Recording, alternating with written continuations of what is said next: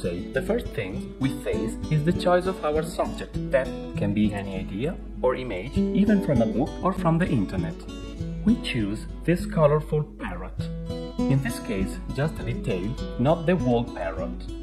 The first thing is to trace the main lines of the subject onto this transparent acetate. We first tape the acetate to the image.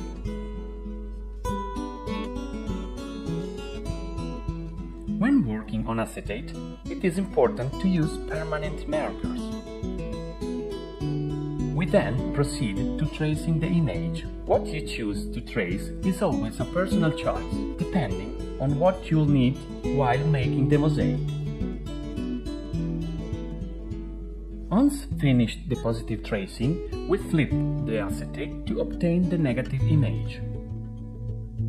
Glassine paper is then taped to the negative side of the acetate image. With a water-soluble pen, we then trace back over the negative image.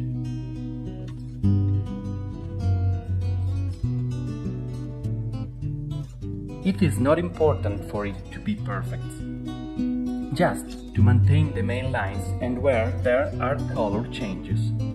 This is what we will use to transfer the tracing onto the cement, and this way it will be a positive image. We are now ready to prepare the cement. We start from the preceding section. We are going to work on the beak, so we define the new area with a pencil. We spread a thin layer of cement onto the board, pressing hard to obtain a sticky base that is well adhered to the substrate or board that we are using. We then spread a second layer of cement on top of the first to obtain the thickness we need.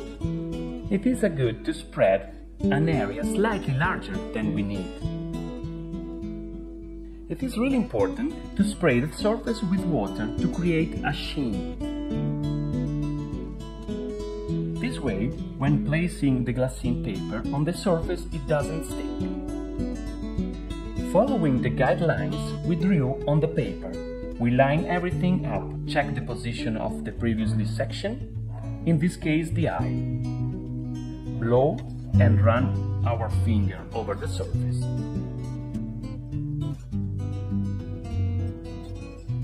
Wait a few seconds and then we peel the paper back. We are now ready to start this section.